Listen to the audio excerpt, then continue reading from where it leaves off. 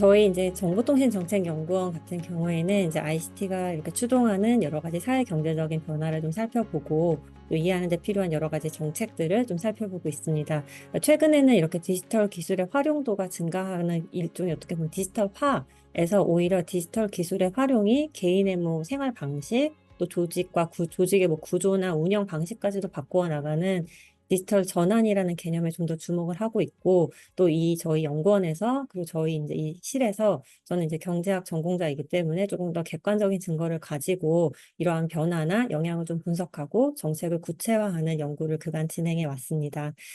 디지털 전환이라는 개념을 보면은 사실은 이렇게 통칭해서 말하기보다는 어떤 특정한 기술이나 서비스의 특징에 따라서도 이슈나 그 영향의 차이도 굉장히 발생하기 때문에 필요하고 그때그때 요구되는 정책의 그런 좀 유형에도 차이가 발생합니다. 제가 오늘 이렇게 콜로키움에서 좀 소개하고자 하는 바는 이러한 차이점을 좀 느껴보실 수 있는 두 가지의 주제를 들고 왔고요. 하나는 이렇게 디지털 전환에 대한 사회적인 적응도 여러 가지 대응책을 가운데서도 당시 이제 메타버스 시대에 발생 가능한 여러 가지 사회경제적, 윤리적인 이슈와 대응책에 관한 연구했던 것, 그리고 또 하나는 작년 생성형 인공지능 등장 이후에 업무 생산성 증강에 대한 관심, 그리고 환각 현상이 복합적으로 일어남에 따라서 필요한 여러 가지 다른 정책들은 어떤 것이 있는가를 살펴본 것이 있어서 이렇게 오늘 컬러키움에서는 두 가지의 연구를 이어서 소개해 드리려고 합니다. 일단 화면이 공유가 되어 있어서요. 이제 보신 대로 처음 소개할 연구는 아까 말씀해 주신 대로 메타버스 윤리원칙 연구입니다. 이제 제가 아까 전공이 제가 경제라고 말씀드렸기 때문에 사실 제가 윤리 담론을 여기서 뭔가 논하기에는 굉장히 전공 지식이 부족한데 어떻게 이렇게 메타버스 윤리원칙이라고 하는 정책 연구를 시작하게 되는지 먼저 좀 말씀을 드리면 좀 조금 이해를 좀 저를 좀 이해하는 데 도움이 되지 않을까 싶어서 간략하게 말씀을 드리면 사실 경제학에서는 이렇게 인간의 행동이나 뭐 의사결정을 이해하기 위해서 사람이나 뭐 인간이 좀 이기적인 동기로 행동을 한다라고 가정을 하지만 실제로도 행동 경제학이나 이런 쪽에서 실제로 실험을 해보면 사람들의 그런 행동의 동기가 이타적인 동기로 이렇게 선택하는 경우도 이제 좀 실험을 통해서 발견하게 되거든요. 그러다 보니까 그 도덕 경제학이라는 책을 쓴 이게 사뮤엘 볼 교수 같은 경우에는 이게 대다수의 정책이라는 것이 사실 사람의 그런 이기적인 동기를 가정하고 마련되기 때문에 어떻게 보면 페널티나 혹은 인센티브만을 가지고 이런 행동을 좀 제어하려고 하다 보면은 오히려 이타적인 동기로 이런 경제 활동에 참여하게 되는 그런 집단이나 뭐 개인을 배제할 수 있는 즉 약간의 몰아내기 효과, 크라우딩 아웃 이펙트라고 하는데 이 몰아내기 효과를 불러일으킬 수 있다고 지적을 하게 됩니다. 그렇기 때문에 저희가 이렇게 정책을 마련함에 있어서도 이 사람의 그런 이타적인 동기를 자극하는 그런 정책도 분명히 필요한 것이었고 제가 당시 그 윤리 원칙 연구를 할 때도 어떻게 보면 이러한 좀 개념을 좀 바탕에 두고 저는 좀 이렇게 수행을 했던 것 같습니다. 21년도 이제 초반이었죠. 그때 이제 그 이전에는 사실은 뭐 VR이나 AR 기반 관련해서 가상융합 관련된 그런 동향이라는 게 기술이나 공급자 중심이 이제 주도하는 시장이었다면 메타버스라는 개념이 등장하면서부터 서비스와 수요자 중심으로 이 패러다임이 좀 이동을 하게 됩니다. 그러다 보니 사회경제적인 전반의 변화가 좀 어떻게 보면 좀 구체화되고 좀 기대되었던 그런 시점이었고 그렇기 때문에 그 정책의 목표나 그 범위 자체도 굉장히 확장시키는 것이 좀 검토가 되었습니다. 그렇기 때문에 이제 이런 사회적인 혹은 윤리적인 이슈를 좀 전반적으로 검토를 해보고 어떤 정책이나 또 어떻게 좀 이걸 접근해야 될지를 좀 고민해 보자라는 것이 이 연구의 출발점이었고요. 그래서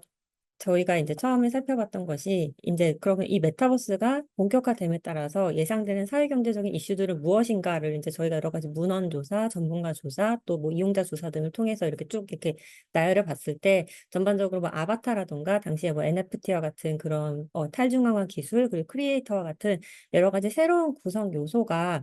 단일한 이슈를 만들어내는 것이 아니라 기존의 뭐 가상현실, 플랫폼 경제, 지능정보사회 등에 있었던 디지털 경제사회 이슈랑 오히려 좀 지속되거나 심화되거나 이런 새로운 구성 요소랑 병합된다는 그런 좀 특징이 있다는 것을 저희가 이제 좀 발견하게 됐었고 지금 보시는 슬라이드에서처럼 저희가 좀 정리를 했었는데요. 이걸 정리하는 방법이 저희가 이제 연구의 출발점에서 이렇게 새로 유입되는 구성 요소와 동향 그리고 사례 분석을 통해서 메타버스의 그런 사회경제적인 변화상을 크게 세 영역으로 이렇게 구분을 했었고 각 변화상이 촉발시키는 사회경제적 이슈들을 좀 구분해서 일단 유형화를 했었습니다. 첫 번째로는 아바타와 가상인간, 가상재화가 좀 활발하게 활용되면서 소통 방식이 굉장히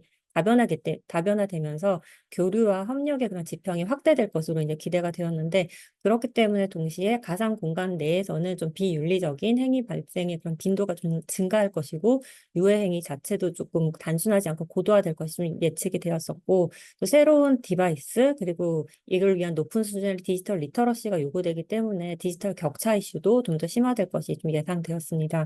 동시에 또 이렇게 형성되는 어떻게 보면 가상현실 커뮤니티에 대해서 적응하지 못하는 어려움 때문에 오히려 거기에서 발생하는 격차도 있을 것이고 또 하나는 업무와 협업이라는 이런 가상 공간이 활용되면서 업무 수행의 그런 감시, 기록으로 인해서 플랫폼 노동에서 발생했던 것과 같이 노동자에 대한 그런 권한 약화 문제까지도 이제 발생할 가능성이 이제 좀 이 영역에서 발생할 것으로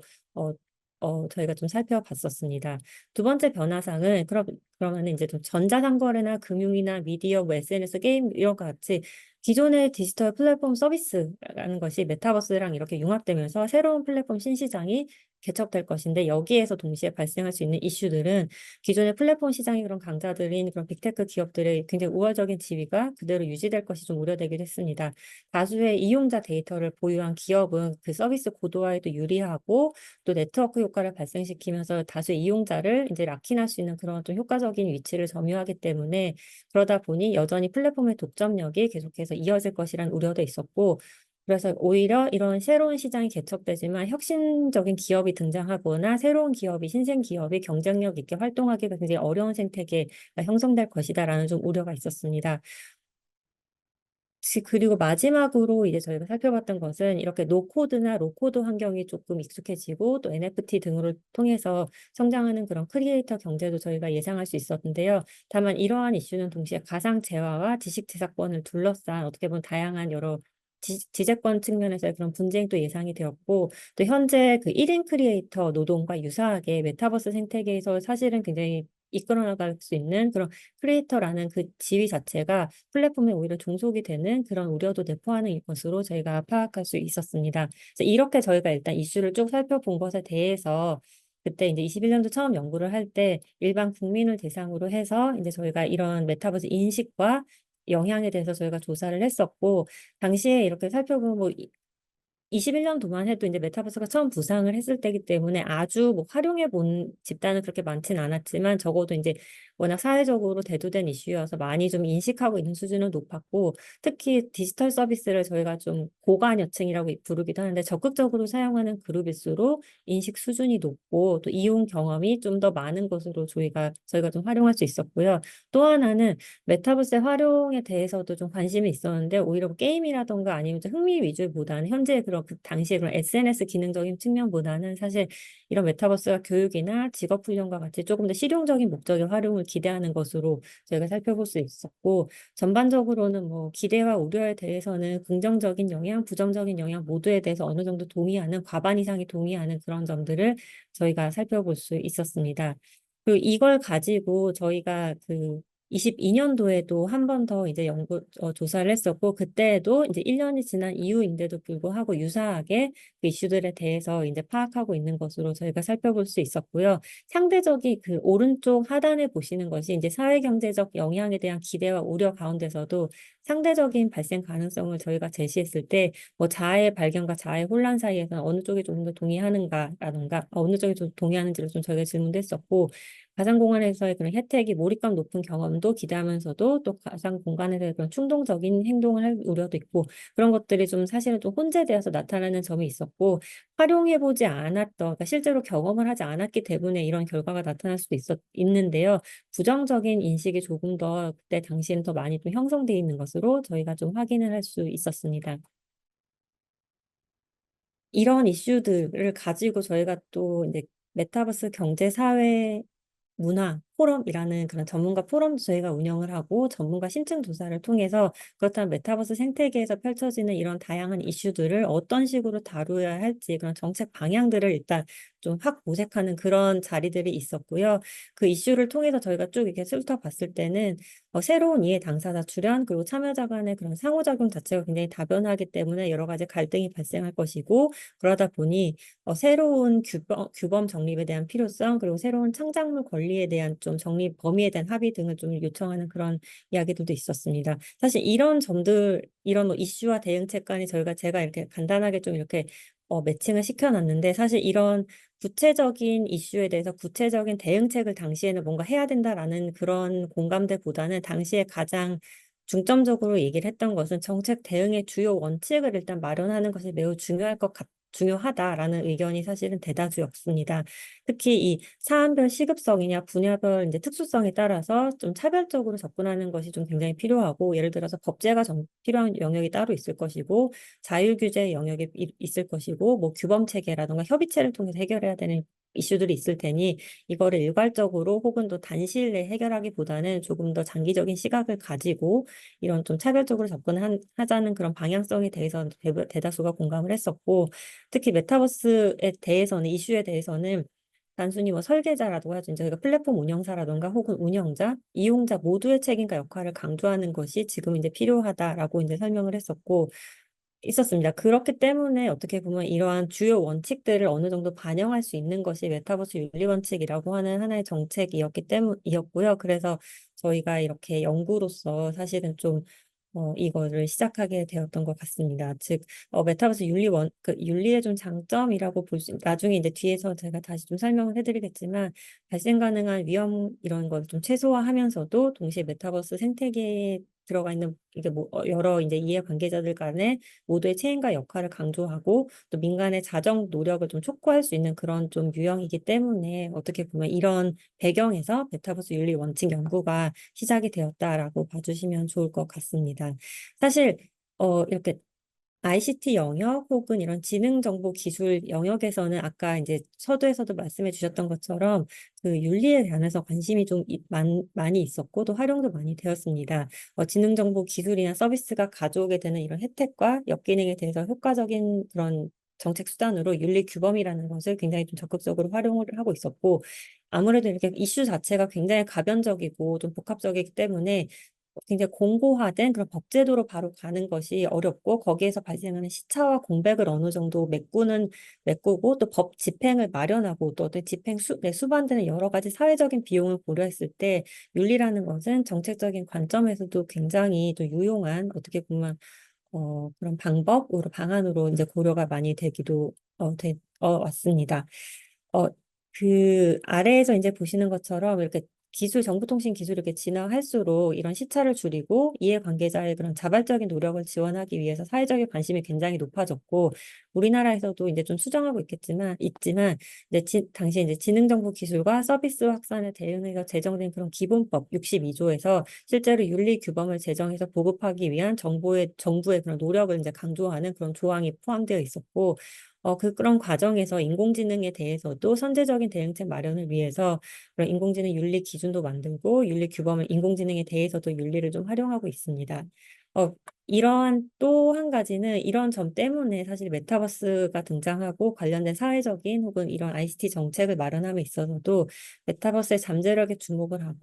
하면서도 단순히 이제 기술이나 서비스 개발에만 이제 맡겨두는 것이 아니라 이런 사회적인 수용도도 높이는 것이 굉장히 필요하다. 이용자들을 많이 좀 끌어들이는 것도 굉장히 필요하고, 그렇기 때문에 좀 더 안전하고 신뢰할 수 있는 메타버스 구현이 굉장히 좀 강조되는 시기였고, 이 메타버스 윤리 원칙의 목표도 어떻게 보면 조금 메타버스 자체가 안전하고 신뢰할 수 있는 방향에서 어떤 식으로 운영이 되어야 하는지, 거기에서 필요한 원칙들이 어떤 것인지를 살펴보는 것이 이제 목적이 되었다고 볼 수 있습니다. 지금 이제 보시는 요 도표가 이제 정보통신 분야에서 윤리 규범이 어떻게 이제 그동안 발전해 왔는지를 이제 보여주는 도표인데요.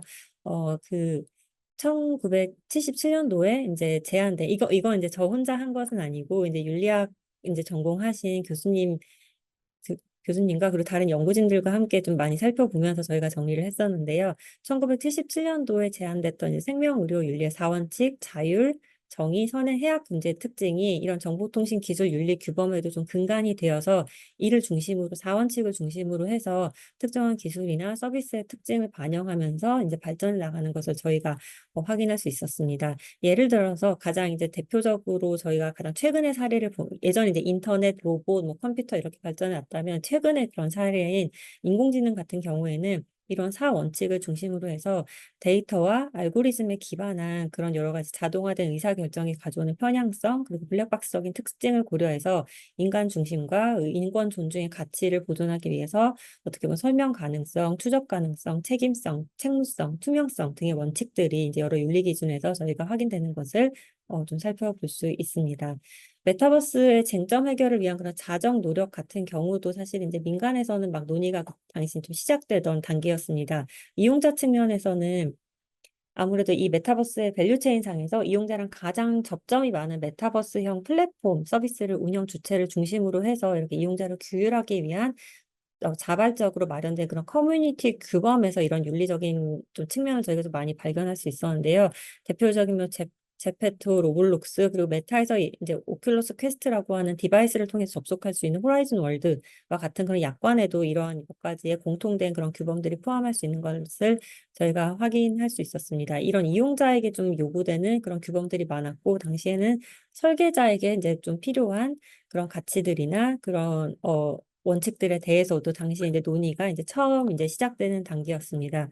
오아시스 컨소시움이라고 하는 그런 플랫폼에 종사하는 전문가들이 이제 마련한 그런 민간 조직에서도 이렇게 메타버스의 이용자 안전을 위한 5P 원칙을 그때 이제 마련한 바 있었고, 메타에서도 이것은 이제 윤리 원칙이라고 보기는 어렵고요. 다만 책임 있는 메타버스 설계를 하기 위해서 어떤 점을 고려해야 될지 그 경제적인 기회, 프라이버시, 안전과 구결, 형평과 포용이라고 하는 네 가지 측면을 이제 고려해야 한다라는 걸 강조한 바 있었고, 캠브리지 대학의 엔지니어링 센터에서도 군 메타버스를 위한 설계 10대 원칙을 그때 한창 이제 마련해 오던 그런 환경이었습니다. 이 배경에서 저희가 이제 메타버스 윤리 원칙을 마련하는 걸 추진함에 있어서 사실 좀 크게 세 가지의 측면을 저희가 고려를 했었는데요. 첫 번째는 일단 메타버스의 그 고유한 속성을 좀 반영하고 했습니다. 아까 보신 것처럼 뭐 로봇이나 인터넷, 컴퓨터와는 좀 다르게 인공지능, 빅데이터, 블록체인, XR 등과 같이 최신의 정보통신 기술들이 어떻게 보면 상호 의존적인 혁신을 통해서 구현되는 것이 사실 메타버스이기 때문에 이런 기존 기술과 유사성을 식별해내고 또 동시에 윤리적인 이슈를 유발하는 메타버스만의 특징에 집중하고자 했습니다. 두 번째로는 또 이 메타버스 윤리 원칙을 마련하는 것이 중장기적인 발전, 그리고 이런 산업 발전과 그리고 경제 발전, 또 혹은 또 사회적인 발전을 지원하는 관점에서 윤리 원칙을 마련하고자 했습니다. 그렇기 때문에 당장 발생하고 있는 이슈에만 집중하는 것이 아니라 조금 더 앞으로 진전되는 메타버스에서 발생 가능한 이슈가 어떤 것인지를 살펴보고 거기에 대응하는 원칙을 좀 구성해보자 했습니다. 마지막으로 이제 원칙의 범용성 그리고 이행 가능성 간의 조화도 사실은 필요했습니다. 주체별로 좀 구분 없이 적용 가능한 윤리 원칙을 저희가 상정을 하고 제안하는 개념이었기 때문에 일반적이고 굉장히 범용적인 특징이 있지만 동시에 실천에 참조해야 되는 점도 저희가 이 윤리 원칙을 만드는 데 좀 고려를 했었습니다. 그럼 이 윤리 원칙을 저희가 이제 어떠한 순서로 이렇게 좀 마련을 했었는지 그 얘기를 좀 해드리려고 하는데요. 일단 초안 도출 과정을 저희가 먼저 좀 설명을 해드리겠습니다. 그 메타버스 초안 같은 경우는 저희가 가장 처음에 했던 것이 그러면은 메타버스에서 발생 가능 아까 전에 제가 굉장히 처음에 보였더라 첫 슬라이드에서 제가 말씀을 드렸었는데요. 발생 가능한 굉장히 많은 쟁점들이 있었어요. 윤리적인 쟁점도 있었고 크리에이터 이슈도 있었고 플랫폼 경제와 관련된 이슈들도 있었습니다. 그 가운데 모든 쟁점들을 윤리가 해결하겠다라고 접근한 건 아니었고 윤리 원칙으로 대응하고자 하는 문제가 어떤 것인지를 저희가 정의하고자 했습니다. 메타버스 자체가 굉장히 이제 현재 형태로 고정돼서 이제 지속되는 거라고 보기는 어려웠고 앞으로 기술이나 서비스가 성숙되면서 변모한다는 점 반영을 해서 현재 발생하고 있는 이슈만 고려하는 것뿐만 아니라 아까 말씀드린 것처럼 앞으로 발생 가능한 그런 가능성이 높은 이슈들도 이 부분에서 문제를 정의할 때 좀 반영하고자 하였습니다. 그리고 또 발생 가능한 이슈가 기존의 디지털 경제 사회에서 지속된 이슈가 있기 때문에 기존의 법제도 틀에서 규율할 수 있는 것들은 있고 있는 것은 좀 이렇게 어떻게 보면 좀 제외를 한 것이고 윤리 원칙은 이것이 불분명한 영역에서 발생하는 문제에 좀 더 비중을 두고자 했고요. 또 하나 좀 저희가 네, 고려를 했던 것은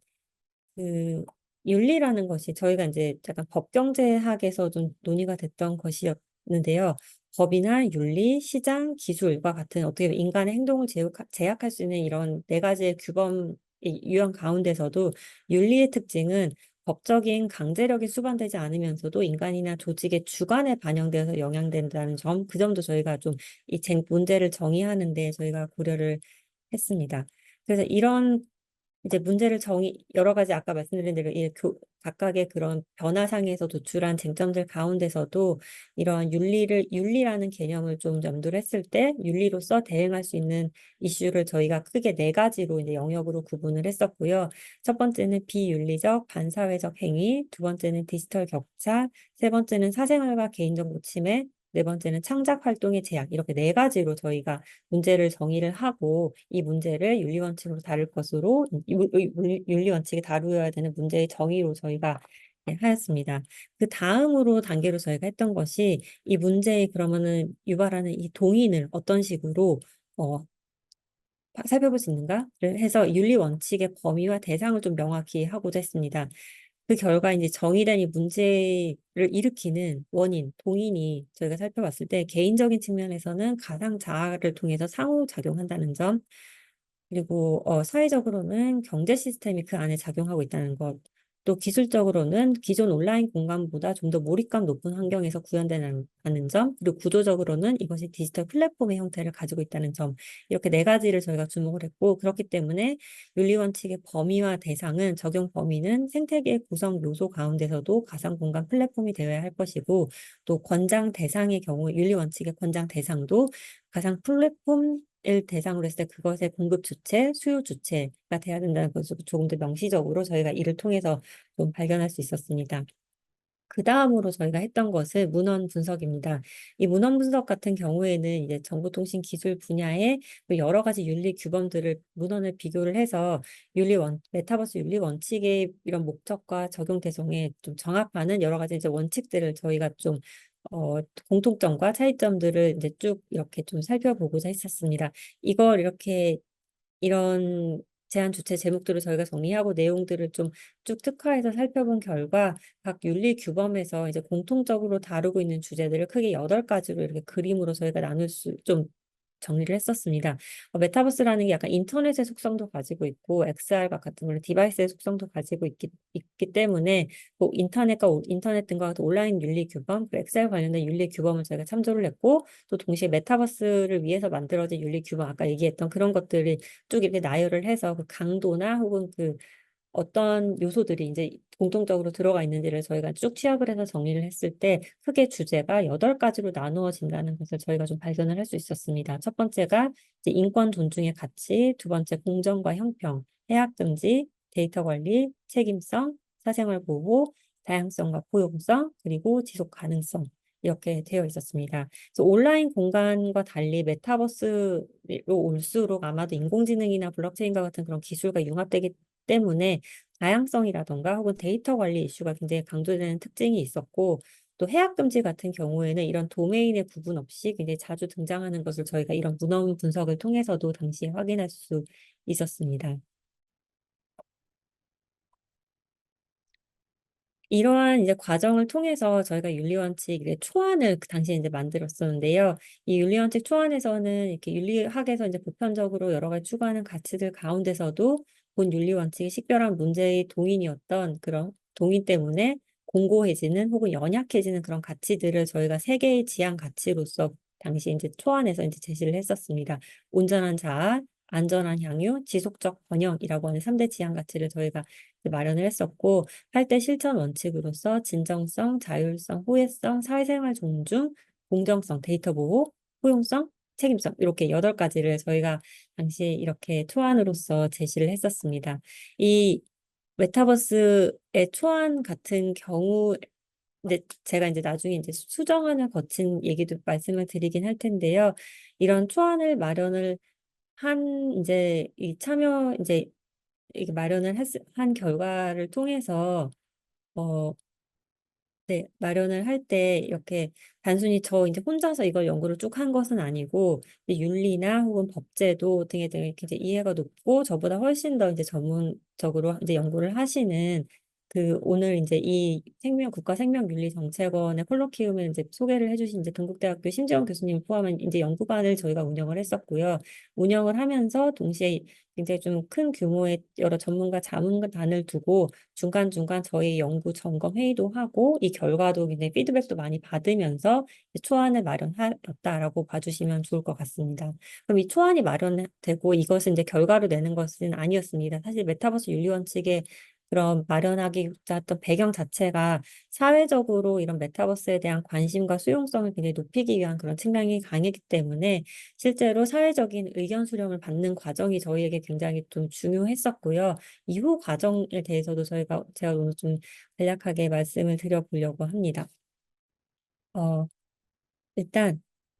저희가 좀 했던 것이 처음 이제 이 의견 8월에 그때 당시에 이제 초안이 나왔었고 초안을 이제 공개하면서 이제 보도 자료를 통해서 아예 초안을 공개를 했었고요. 그 이후에는 이렇게 아까 말씀드린 것처럼 좀 수용도 높은 최종안을 구성하기 위해서 생태계 주요 구성원을 대상으로 해서 좀 굉장히 좀 세부적인 의견 수렴 절차 수회를 저희가 좀 진행을 했습니다. 학계나 기업, 민간이나 정부나 공공 영역, 뭐 개보위, 문체부, 저작권위원회에 소속되어 있는 여러 전문가분들의 리뷰도 받았었고, 뭐 이런 전문가의 의견을 받는 방법으로는 저희가 뭐 합동 토론회도 했었고, 온라인 설명회와 서면 의견 수렴도 저희가 받았었고, 정부 부처나 지자체 같은 경우에는 제가 회람하는 과정을 통해서 이제 서면으로 의견을 좀 취합을 한 바 있습니다. 이 외에도 사실 생태계라는 주요 구성원은 이런 전문가 집단뿐만이 아니라 창작자나 이용자 집단도 있기 때문에 창작자 집단의 경우에는 메타버스의 전문 크리에이터와 그리고 라파라고 하는 이제 던파진흥원에서 운영하고 있는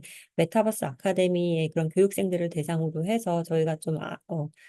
FGI 등을 통해서 심층 면접의 방법을 저희가 좀 활용을 했었고요. 또 이용자도 마찬가지로 이용자 6인을 대상으로 한 굉장히 또 심도 높은 질적 조사를 저희가 수행하면서도 동시에 온라인을 기반으로 한 설문조사를 통해서 양적으로도 저희가 이제 만든 윤리 원칙에 그런 대한 의견들에 대해서도 저희가 좀 의견 수렴도 했습니다. 당시에 그리고 메타버스에 대한 이제 윤리 규범에 대해서도 국내외에서 관심도가 높아지고 있었기 때문에 당시에 이제 출연했던 굿네이버스의 그런 아동을 위한 메타버스 활용 가이드라인이라던가 혹은 서울 디지털 재단에서 서울 메타버스 설계에 이제 반영하기 위해서 마련했던 윤리 대응 방안 연구 결과들도 저희가 좀 확인을 하면서 저희가 마련했던 초안의 그런 윤리 원칙과의 정합성도 저희가 비교를 한 바 있습니다. 그 의견 청취하고 이제 검토 결과를 저희가 좀 요약을 한 버전인데요. 공통적으로 나타냈던 것이 용어가 아무래도 저희가 이제 학계에 계신 전문가분들이 중심으로 마련한 초안이었기 때문에 용어 자체가 굉장히 현학적이다라는 의견도 있었고 또 자율과 창의라고 하는 메타버스를 제약할 것으로 보이는 해석될 우려가 있는 그런 원칙들도 있다라고 이렇게 설명을 해주셨고 또 분야별 주체별 특수성을 고려해서 향후에 이걸 어떤 식으로 활용할지에 대해서도 같이 제안을 해줬으면 좋겠다라는 의견도 존재를 했습니다. 전문가들 의견을 이렇게 뭐 세부적으로 쭉 리뷰를 했었고요. 또 그 리뷰한 결과를 보면은 또 원칙과 개념의 중첩성이 있는 것도 있고 향후의 국제적인 좀 참조를 위해서 글로벌 기준에 맞는 명칭으로서 좀 제시해 주기를 원하시는 분들도 계셨고요. 이렇게 또 뭐 민간이나 뭐 정부나 공공 영역 등에서는 어떻게 보면 이런 원칙 하나하나에 굉장히 좀 어떤 식으로 워딩을 가져갈 것인가 혹은 이걸 어떤 식으로 실행할 것인가에 대해서도 관심이 높았었고 창작자 집단의 경우에는 개인이 생산하는 콘텐츠에 대한 책임에 대해서도 스스로도 굉장히 공감하고 있었기 때문에 그런 책임성을 강조하는 원칙을 가져갈 것을 조금은 좀 요청하는 그런 목소리도 사실은 있었다는 것이 좀 특징이었고 저희가 가지고 있던 원칙 가운데서 저작권을 위한 그런 이용 주체의 노력을 강조한 당시 이제 공정성 원칙이 있었는데 이걸 이제 독립적으로 저희도 좀 유지를 해야겠다라는 이제 좀 이런 의견을 통해서 저희가 좀 수렴을 했었고요. 또 이용자와 시민사회를 대상으로 한 그런 양적인 또 정성조사 이 두 개를 통해서는 법적 강제력을 수반하지 않은 윤리 규범의 특징 때문에 어떻게 보면은 이 실효성에 대해서 굉장히 좀 구체적으로 담보할 수 있는 향후 정책에 대해서 요구하는 목소리가 좀 높았었고 또 동시에 온전한 자아라던가 진정성이라는 그런 개념을 조금 더 이해하기 쉬운 표현으로 수정해달라라는 그런 요청도 당시에 있었습니다. 이런 의견들을 그리고 저희가 또 이용자나 또 시민사회 이것도 흥미로운 점을 저희가 그때 슬라이드에 넣었던 것인데요. 그 지향 가치와 실천 원칙에 대한 어떻게 보면 유용성 그리고 필요성 이행 가능성도 이런 식으로 저희가 좀 정량 조사를 통해서 저희가 좀 확인을 했었고 중요도 순위에 대해서도 저희가 확인을 했었는데 1순위만을 고려했을 때는 진정성과 사생활 존중에 대해서 굉장히 공감을 했었고, 1, 2, 3순위 전체를 봤을 때는 이제 사생활 보호, 존중, 데이터 보호, 진정성의 원칙을 굉장히 좀 강조한 바 있습니다. 그래서 저희가 이런 의견 수렴을 쭉 이제 거쳐서 수정안을 마련할 때도 이제 좀 방향성을 저희가 정리를 했었는데요. 첫 번째는 일단은 그 구조 자체는 이제 유지를 하고도 했습니다. 전문가의 의견과 그리고 창작자와 이용자의 의견 간이 좀 상충하는 부분이 있었기 때문에 이를 절충을 해서 전문가 의견에서는 진정성이라던가 이런 좀 추상적인 원칙을 어떤 식으로 가져가야 될지를 고민을 했었다며 이용자와 창작자 쪽에서는 오히려 이런 원칙들이 필요하다라고 좀 많이 봤었기 때문에 각각의 진정성, 공정성, 그리고 포용성이라는 독립적인 원칙을 유지하되 각 원칙 간에 중첩되는 내용을 좀 줄이고 현학적인 표현을 저희가 좀 순화하는 식으로 좀 보완을 하였습니다. 또 글로벌 활용 가능성을 고려해서 명칭을 조금 더 학술적이라던가 혹은 글로벌 국제적으로 좀 통용될 수 있도록 좀 수정을 했었고요. 또 실천 가능성을 높이기 위해서 조금 간결하고 이해하기 쉬운 그런 표현으로 저희가 최대한 내용 중심의 그런 수정도 많이 했습니다. 그 주체별, 분야별 특수성을 고려해서 윤리원칙 발표 이후에 어떤 식으로 실천을 해나갈 것인지 그런 정책 방안에 대해서도 함께 고민을 하였습니다.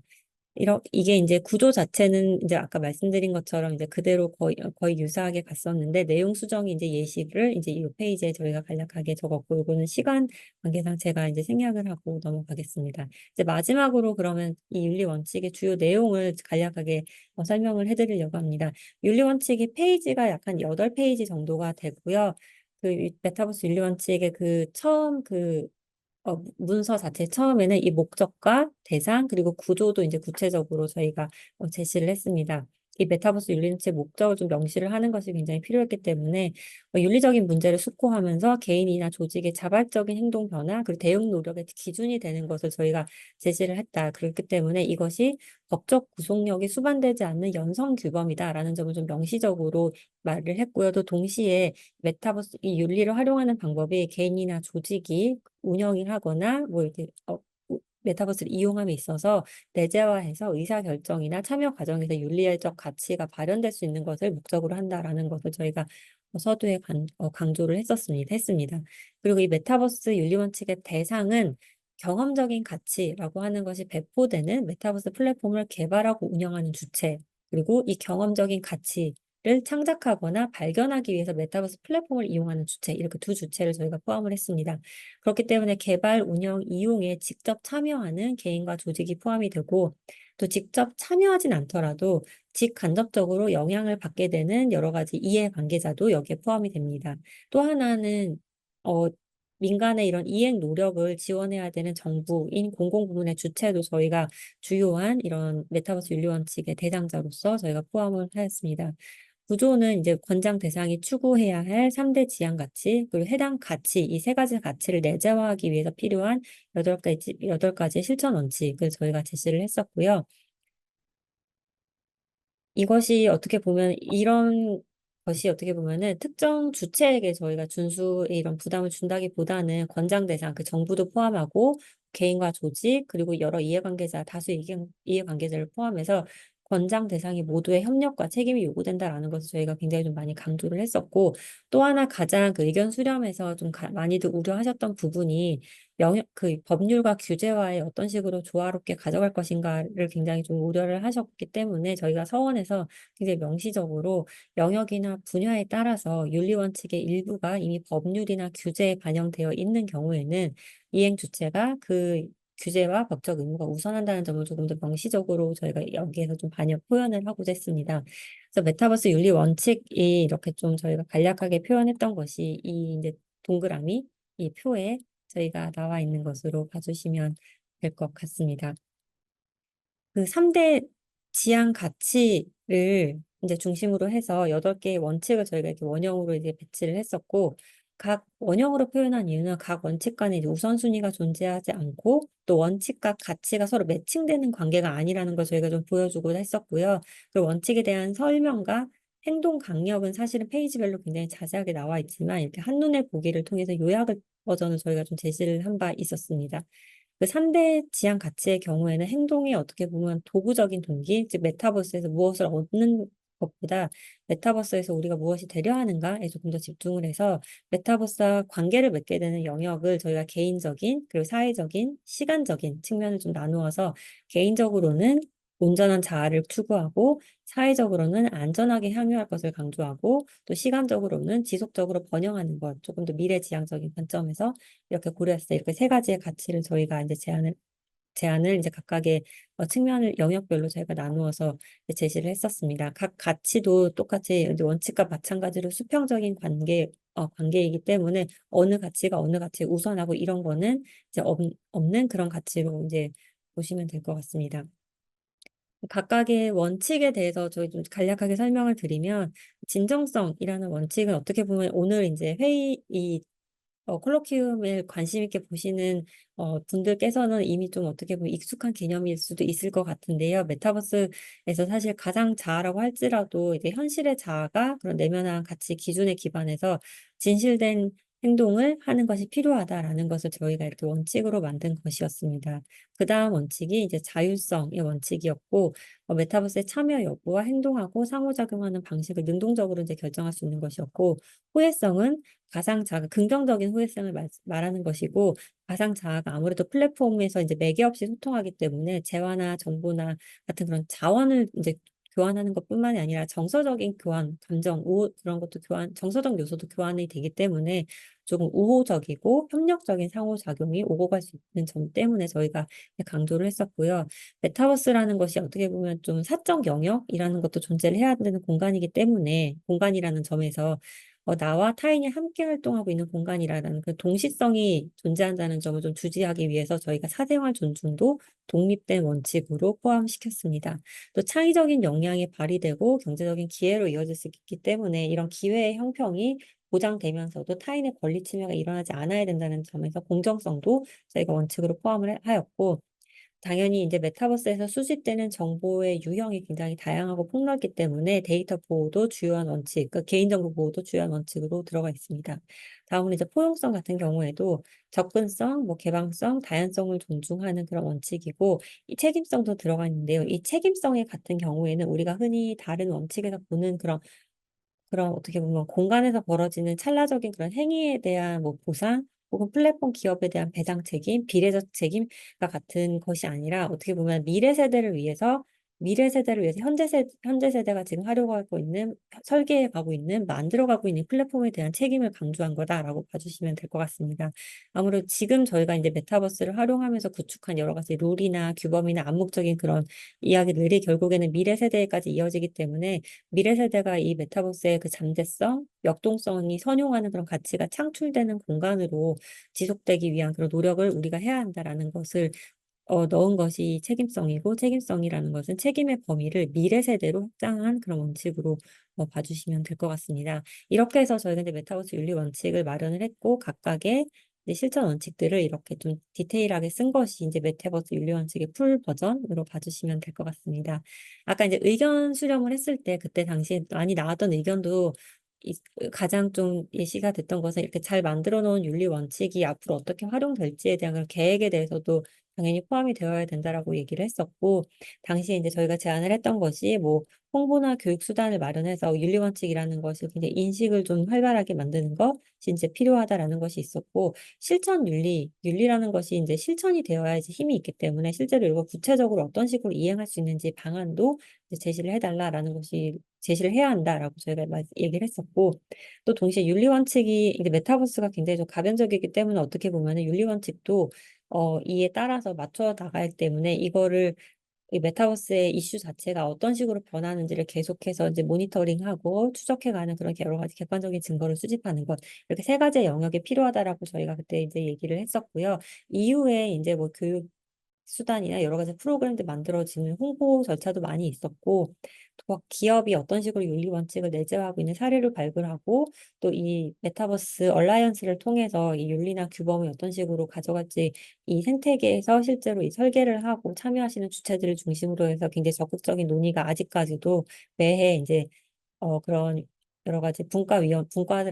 협의를 통해서 굉장히 좀 오랫동안 관심 있게 지금도 계속해서 이어지고 있다라고 말씀을 드릴 수 있을 것 같습니다. 여기까지가 이제 메타버스에 관한 이야기였습니다. 사실 이렇게 메타버스의 이슈 자체가 굉장히 윤리 원칙으로 다루는데 장점이 있었기 때문에, 윤리 원칙으로 다루는데 조금 더 적합했기 때문에 당시에는 윤리 원칙으로 접근을 했었는데요. 생성형 인공지능이 등장하면서부터는 저희가 좀 다른 정책에 대해서 좀 고민을 할 수밖에 없다는 것을 저희가 좀 확인한 연구가 있어서 남은 시간 제가 한 10분 정도 이제 할애해서 간략하게 좀 말씀을 드리려고 합니다. 윤리적인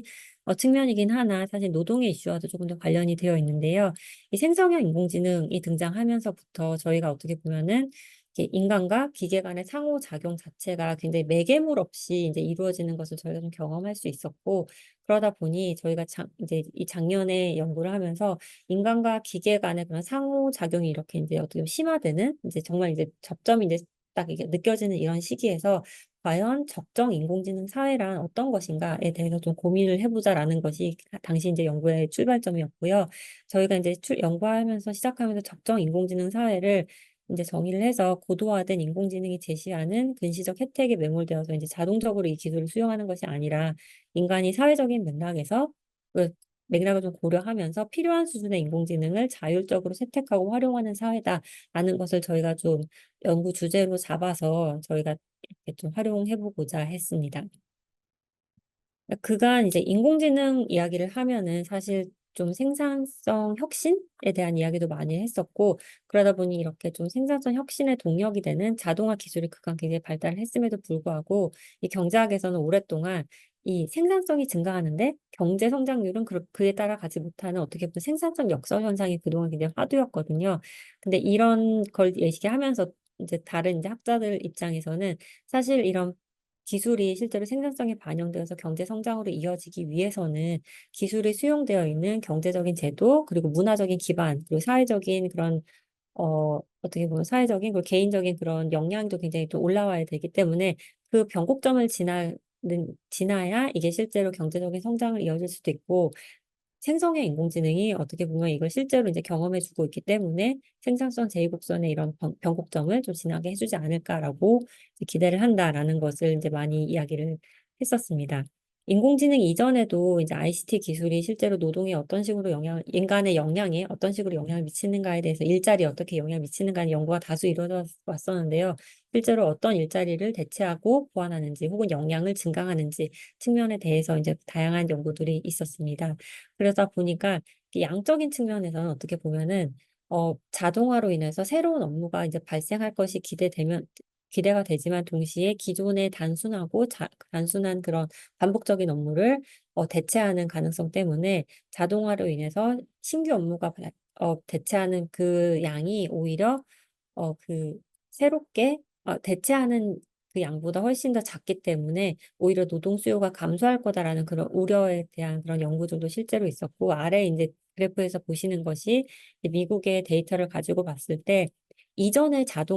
기술 발전이 고려된 그런 47년에서 87년까지는 어떻게 보면 이런 재고용 효과, 새로운 직업이 창출되는 효과와 대체 효과가 상쇄돼서 업무 자체의 숫자에 큰 변화가 없는데, 최근에 들어서 최근 40년의 데이터를 보면은 오히려 이것이 역전이 되어서 새롭게 발생하는 업무가 감소하는, 즉 이제 자동화의 비율이 더 높아져서 노동 수요가 감소할 가능성을 이렇게 확인할 수 있다라는 점이 하나 있었고요. 또 이게 양적인 논의가 디지털 기술 분야, 인공지능 혹은 자동화 이제 노동이나 일자리에 관한 분야라면 퀄리티 파트에서도 사실 어, 이슈가 있었습니다. 예를 들어서 저희가 이제 플랫폼 노동을 조금 생각하면서 이 부분을 좀 설명을 들으시면 쉬우실 수 있는데요. 저희가 그동안 보통의 이제 직장에 이제 고용이 되고 인적인 전속성을 저희가 가진다라고 얘기를 하는데, 이렇게 인적인 전속성이 하기 때문에 고용의 안정성도 생기고 동시에 또 이런 주인과 대리인의 설정을 굉장히 좀 공고하게 만들었던 여러 가지 장치들이 있습니다. 그런 장치들이 어떻게 보면은 이 알고리즘 매니지먼트라는 것이 가능해지면서 실제로 이 인간이 인간이 이렇게 뭐 업무 수행이나 뭐 배분이나 뭐 성과 관리나 이런 걸 하는 것이 아니라 기계가 자동적으로 알고리즘 하에서 하기 때문에 어떻게 보면 이 대리인이라고 하는 즉 고용인이 굉장히 그 협상력 자체가 굉장히 약화되기 때문에 결국에는 주인은 어떻게 보면 인센티브를 통해서 이 관리를 하는 것이 아니라 페널티를 통해서 관리하는 것이 더 용이해지고 그 고용인 입장에서는 보수 없는 노동이 증가하는 그래서 권한이 굉장히 약화되는 그래서 일자리의 질이 굉장히 좀 떨어지는 그런 이슈들이 발생할 가능성이 있다라는 것이 어떻게 보면은 인공지능 기반에서의 그런 노동 시장에서 혹은 일자리에서의 그런 질적인 양적인 우려가 이런 식으로 좀 이루어질 것이다라는 것이 좀 그동안 많이 이슈가 되어 왔습니다. 이런 논의는 사실 그동안 어떻게 보면 전통적인 프레임워크 자체가 숙련 편향 기술 발전이라고 하는 좀 이론을 있는데요. 이게 들어보신 분들도 있을 텐데, 어, 굉장히 이런 기술의 발전은 숙련도가 높은 기술을 대체하지 않고 숙련도가 낮은 기술을 대체한다. 즉, 굉장히 단순하고 반복적인 업무를 대체할 것이다라는 것이 좀 이렇게 얘기가 되었었는데요. 일자리 양극화라는 것이 오히려 근데 나타나는 것을 확인할 수 있었는데 OECD 결과를 통해서 이 스킬 바이어스드 테크놀로지컬 체인지가 맞다면은 로우 스킬과 하이 스킬 간에 굉장히 격차가 발생해야 되는데 실제로 그 직업의 일자리 공동화가 발생하는 것은 중숙련자였고 결국에는 중숙련자의 주요 업무인 인지적이면서도 루틴 업무를 대체하면서 이제 기술이 발전되고 있다라는 것이 그동안에 어떻게 보면 좀 중론이었는데 생성형 인공지능이 어떻게 보면 이걸 좀 많이 바꾸었다라고 봐주시면 될 것 같습니다. 생성형 인공지능의 특징을 제가 여기서는 이제 많이 뭐 얘기를 할 필요는 없을 것 같아서 넘어가도록 할 것이고요. 생성형 인공지능이 자동화하는 업무의 영역 자체가 루틴한 업무뿐만이 아니라 인지적인 업무 그리고 또 루틴하지 않은 업무에까지도 이제 영향을 주기 때문에 이것이 굉장히 좀 새롭게 노동시장에서도 이슈가 되고 있고 특히 이러한 그 생성형 인공지능이 어떤 업무에 가장 영향을 많이 줄 것인가를 이제 쭉 여러 가지 연구를 통해서 살펴보면 결국에 우리 흔히 얘기하는 이제 지식 노동자들이 주로 수행하는 그런 업무에서 이제 발생을 하게 되는데 그간 앞서 봤던 논의와 조금 달라지는 면이라면은 이렇게 생성형 인공지능이 단순히 대체할 것이다라는 우려도 있지만 동시에 지식 노동자들의 조금 반복적이고 굉장히 지루한 업무를 자동화하기 때문에 오히려 효율적으로 기계와 협력할 기회를 제공받고 또 자기의 역량이 굉장히 증강할 수 있는 기회가 될 것이다라고 좀 긍정적으로 평가하는 연구들도 굉장히 많이 존재를 했습니다. 실제로 생성형 인공지능 그래서 초기에 등장했을 때 이런 뭐 콜센터 상담사나 프로그래머나 장문 전문가들에게 이 생성형 인공지능을 사용하게 했을 때 업무 생산성이 굉장히 향상된다라는 것을 공통적으로 발견할 수 있었고 특히 숙련도가 굉장히 낮은 집단일수록 오히려 이런 챗GPT나 혹은 이런 생성형 인공지능이 포함된 도구를 통해서 본인들의 역량이 굉장히 개선된다라는 그런 연구들이 있었습니다. 저희가 이런 연구를 좀 통해서 기반으로 해서 저희가 작년에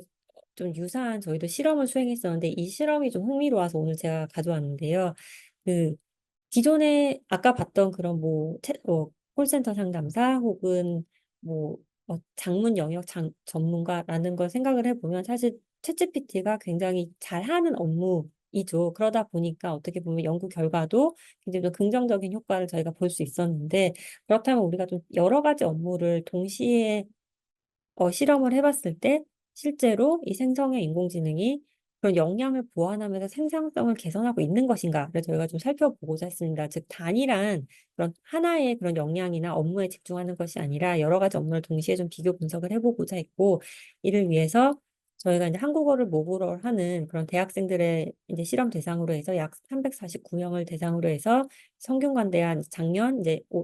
성균관대 연세대의 이제 학생들 대상으로 해서 컴퓨터 기반 시험을 응시하게 했고, 이 독해 및 작문, 수리적 문제 해결, 컴퓨팅적 사고 역량, 이것이 어떤 식으로 이제 챗GPT 사용 유무에 따라서 그 결과가 어느 정도 개선이 되는지를 저희가 이제 실험을 통해서 확인을 했었고,